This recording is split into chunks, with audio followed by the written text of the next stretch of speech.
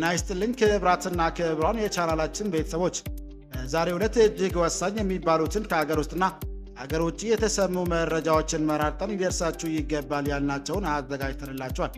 በመተጋገዝ ባህላችን ሰብስክራይብ ያላደረጋችሁ ሰብስክራይብ እያደረጋችሁ ጎን ለጎን ፈጣንና የእውነት ሚዲያ አባል እንድትሆኑ እያልን በቅድሚያ አርዕስተ ዜና እናሰማችኋለን።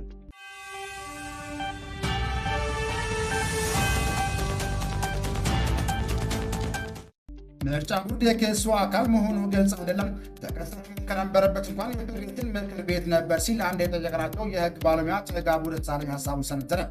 ለቤቱ ማገድ ይችላል፣ ግን ምርጫ ቦርድን ስምሪት ቀርጾ የሚካሄደው የፍሬ ነገር ክርክር በአንድ ቀጥሮ ውድቅ የሚሆን ነው ሲል ሌላኛው የህግ ባለሙያ ብራ ንጉሱ ሀሳቡን ሰጠን። አብራችሁ ስትቆዩ የምታደምጡት ይሆናል።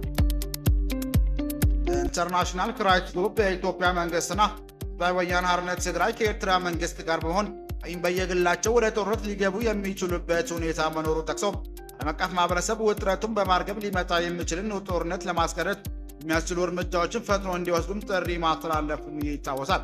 ዓለም ዙሪያ በሚከሰቱ ወይም ሊከሰቱ የሚችሉ ግጭቶች ጦርነት ላይ ጥናቶችን በማካሄድ ምክረ ሀሳቦችን በማቅረብ የሚታወቀው ኢንተርናሽናል ክራይሲስ ግሩፕ ባለፈው ሳምንት በኢትዮጵያ ላይ ባወጣው ሪፖርት በአሁኑ ወቅት በአፍሪካ ቀንድ አውዳሚው በስፋት እየተጠቀሰ ካለው የሱዳን እርስ ጦርነት በተጨማሪም መንግስትና ህዝባዊ ሓርነት ትግራይ ከኤርትራ መንግስት ጋር በመሆን በየግላቸው ወደ ጦርነት ሊገቡ የሚችሉበት ሁኔታ መኖሩን ጠቀሰ። አብራችሁ ስትቆዩ የምታደምጡት ይሆናል። በመጋቢት ወር 1/3 የሚሆነው የሶማሊያ ህዝብ ለከፍተኛ ረሃብ እንደሚጋለጥ ዘመድ አስጠነቀቀ።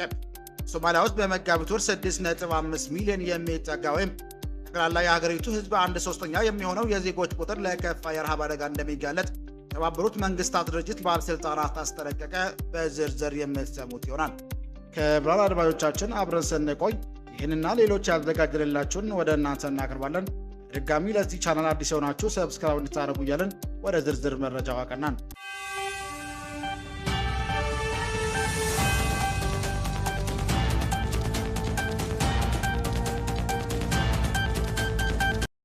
ኢንተርናሽናል ክራይሲስ ግሩፕ የኢትዮጵያ መንግስትና ህዝባዊ ወያነ ሓርነት ትግራይ ኤርትራ መንግስት ጋር በመሆን ወይም በየግላቸው ወደ ጦርነት ሊገቡ የሚችሉበት ሁኔታ መኖሩን ጠቅሶ ዓለም አቀፍ ማህበረሰብ ውጥረቱን በማርገብ ሊመጡ የሚችል ጦርነት ለማስቀረት የሚያስችሉ እርምጃዎችን ፈጥኖ እንዲወስዱ ጥሪ ማስተላለፉም ይታወሳል።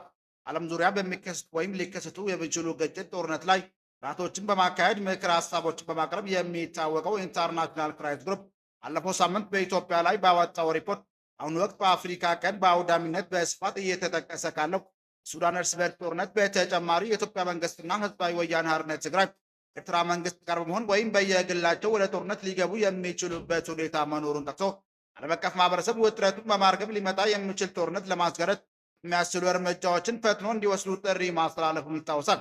ድርጅቱ ባወጣው ሰፋ ያለ ሪፖርት 3 ዓመታት በፊት በነበረው የሰሜን ኢትዮጵያ ጦርነት የታየው የኃይል አስተላለፍ ተለውጦ የኤርትራ መንግስት ህዝባዊ ወያነ ሓርነት ትግራይና አማራ ፋኖ አንድ ላይ በመሆን በፌዴራል መንግስቱ አንጻር የቆሙ መሆኑን ማስታውቋል። አሁን ወቅትም አንዳቸው በአንዳቸው ላይ እያካሄዱ ካለው የፕሮፓጋንዳ ዘመቻ በተጨማሪ ወታደራዊ አቅማቸውን እየገነቡ ነው በማለት ለጦርነት ከገቡ ውጤቱ ከዚህ ቀደም ከታዩ ጦርነቶች የከፋ ሊሆን ይችላል በማለትም አስጠንቋል። ኢደብሊው የድርጅቱ ሪፖርት መነሻ ማድረግ ማብራሪያ እንዲሰጡ በክራይሲስ ግሩፕ የአፍሪካ ቀንድ ምክትል ዳይሬክተር የሆኑት ሚስተር ማግነት ቴይለርን ከናይሮቢ በስልክ ጠይቆ ነበር። መጀመሪያው ጥያቄ የነበረው የአፍሪካ ቀንድ ለምን የግጭት ጦርነት ማዕከል ሆነ የሚለው ሲሆን እውነት ነው፣ በአሁኑ ወቅት በሱዳን፣ ደቡብ ሱዳን፣ ኢትዮጵያና ሶማሊያ ጦርነቶች እያየ ነው። ከእነዚህ ውስጥ ጥቂቶቹ የስርዓት ለውጥ ወይም ሽግግር ሂደት ጋር የተያዙ ናቸው ብሏል።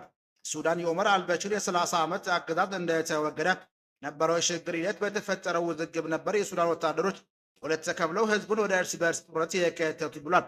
ኢትዮጵያም ከወያኔ መራሹ የኢህአዴግ አገዛዝ ወደ ጠቅላይ ሚኒስትር አብይ አህመድ ብልጽግና መንግስት በተደረገው ሽግግር የመንግስትን ስልጣን ለመቆጣጠር በነበረው ግብግብ ምክንያት ወደ ጦርነት የተገባ ብሏል።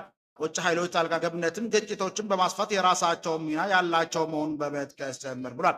ሚስተር ማግነስ እንደሚሉት ፌዴራል መንግስቱም ጎን ቆመው የነበሩት የኤርትራ መንግስትና የፋኖ ኃይሎች ዛሬ ያኔ የጥላትን ፈርጀው ይወጉት ከነበረው ህወሓት ጋር ማበራቸው ያልጠበቀ አይመስልም። ከኤርትራ መንግስት ጋር ልዩነት መታየቱ የጀመረው ግን ጦርነቱ ያበቃ ሲቃረብ የወያኔ የወደፊት ዕጣ ፈንታ ላይ አዲስ አበባና አስመራ መካከል የነበረውን የሐሳብ ልዩነት ነው ብሏል። ኤርትራውያን ህዝባቸው ወያነ ሓርነት ትግራይ ሙሉ በሙሉ እንዲሸነፍ ሲፈልጉ አብይ አህመድ ግን ህወሓት በትግራይ ፖለቲካ እንዲቀጥል የሚያስችለውን ውሳኔ አስተላልፏል በማለት ይህ ዋናው የልዩነታቸው ምክንያት ሊሆን እንደሚችልም ገልጿል።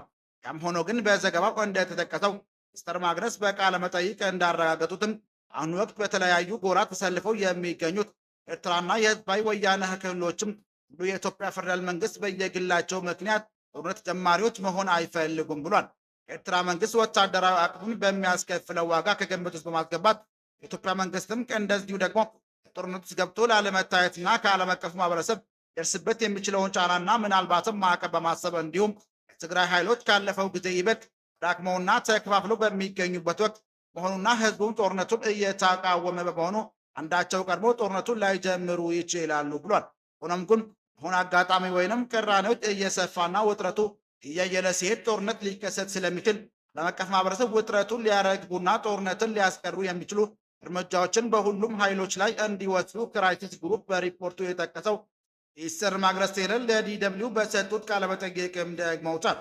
ኖት ፈጣሪዎቹ መንግስታት የኢትዮጵያ መንግስት ባህር በር ጥያቄ ሰበብ የኤርትራ ላይ ጦርነት ቢከፍት ዓለም አቀፍ ግንኙነቶች እንደሚያበላሽበትና ዋጋ እንደሚያስከፍለው ሊያስታውቁት ይገባል ሲል ኤርትራ መንግስትም በኢትዮጵያ ውስጥ ጉዳይ ጣልቃ ከመግባት እንዲቆጠብ ማሳሰብ እንዲሁም ፕሪቶሪያ ስምምነትን ተግባራዊ እንዲሆን ግፊት ማድረግና ኢትዮጵያ መንግስት የባህር በር ጥያቄን መልስ ሊያገኝ የሚገባው ህጋዊ ጥያቄ መሆኑን አውቅና መስጠት ያስፈልጋል በማለት ውጥረትን ሊያደርግ ጦርነቱን ሊያስቀሩ ይችላል ያሏቸውን ምክረ ሀሳቦችን አሰምተዋል።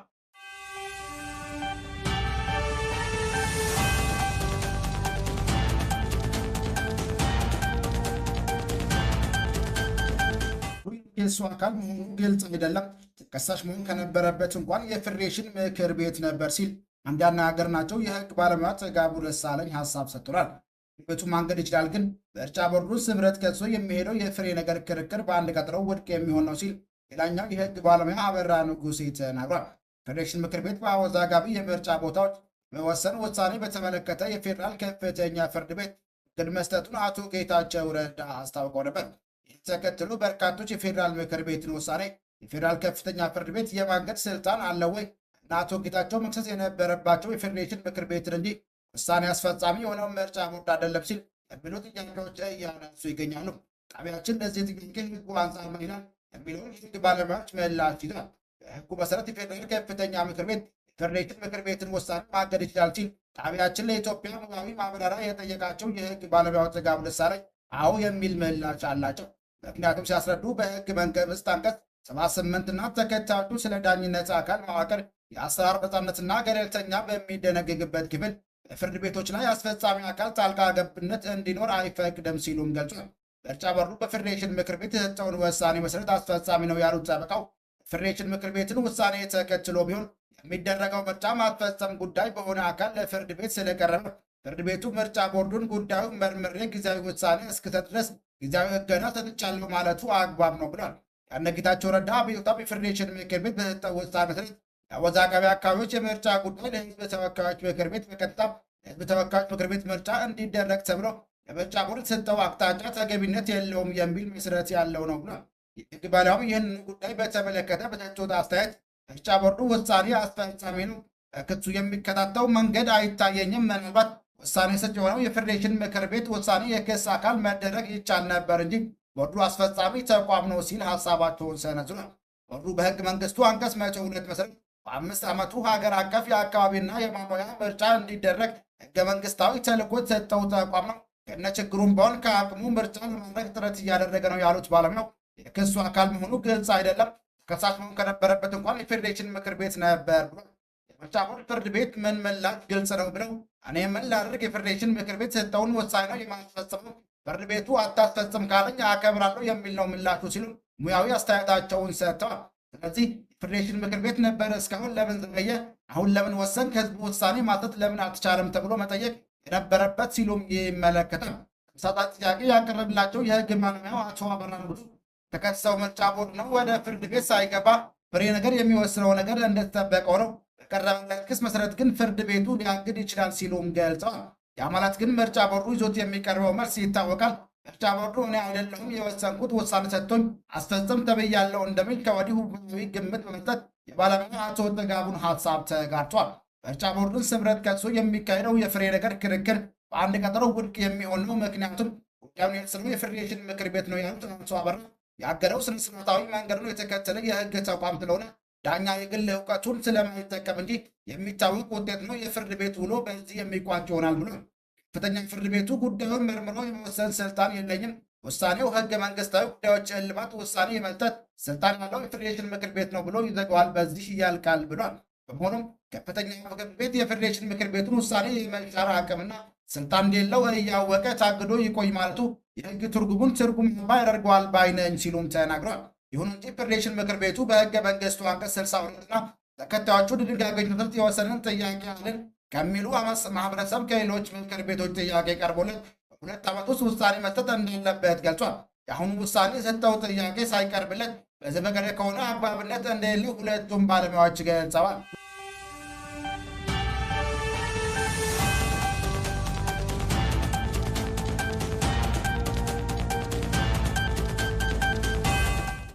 በመጋቢት ወር 1/3 የሚሆነው የሶማሊያ ህዝብ ለከፍተኛ ረሃብ እንደሚጋለጥ ተመድ አስጠነቀቀ። ሶማሊያ ውስጥ በመጋቢት ወር 6.5 ሚሊዮን የሚጠጋ ወይም ጠቅላላ የሀገሪቱ ህዝብ 1/3 የሚሆነው የዜጎች ቁጥር ለከፋ የረሃብ አደጋ እንደሚጋለጥ የተባበሩት መንግስታት ድርጅት ባለስልጣናት አስጠነቀቁ። ይህ ቁጥር ካለፈው ጥር ወር ጋር ሲነጻጸር የ1.7 ሚሊዮን ጭማሪ አሳይቷልም ተብሏል። ዓለም የምግብ ፕሮግራም የአደጋ ጊዜ ግልዊቶች ምላሽ ዳይሬክቶሬት ኦስሚዝ ረቡዕ ዕለት በተመድ ዋና መስሪያ ቤት በቪዲዮ ሊንክ ላይ ጋዜጠኞች በሰጠው መግለጫ ማክሰኞ ዕለት ይፋ የሆነው የተቀናጀ የምግብ ዋስትና ደረጃ ሪፖርት በሶማሊያ ያለውን ሰብአዊ ሁኔታ በከፍተኛ ደረጃ ማሽቆልቆሉን አረጋግጧል ብሏል። ዳይሬክተሩ አክሎም እነዚህ ተረጂዎች መካከል 2 ሚሊዮን የሚሆኑት እጅግ ተጋላጭ የሆኑ ሴቶችና ህፃናት ለከፋ ረሃብ ይጋለጣሉ ተብሎ ይጠበቃል ያሉ ሲሆን ጎርጎሮሳውያኑ 2026 ከ1.8 ሚሊዮን በላይ እድሜያቸው ከ5 ዓመት በታች የሆኑ ህፃናት ለከባድ የምግብ እጥረት እንደሚጋለጡም ገልጿል። እንደ ስሚዝ ገለጻ ሶማሊያ በአሁኑ ወቅት ሁለት ተከታታይ የዝናብ ወቅቶች በመቅረት የቀጠለው ግጭትና አለመረጋጋት እንዲሁም ሺዎች የሚቆጠሩ ሰዎች መጠለያና መሰረታዊ አገልግሎት ፍለጋ ከቀያቸው መፈናቀላቸው ሳቢያ እጅግ ውስብስብ በሆኑ የረሃብ ቁጥር ውስጥ ተገኝተዋል ብሏል።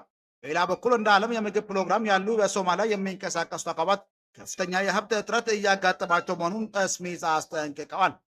ክቡራን አድማጮቻችን ለዛሬ ያዘጋጀንላችሁ መረጃዎች ይህን ይመስል ነበር። ሰብስክራይብ ማድረግ ደውል ምልክቱን መንካት እንዳይጠፋችሁ እያልን ሌላ ዜና እስክንገናኝ ድረስ መልካም ቀን እንመኝላችኋለን።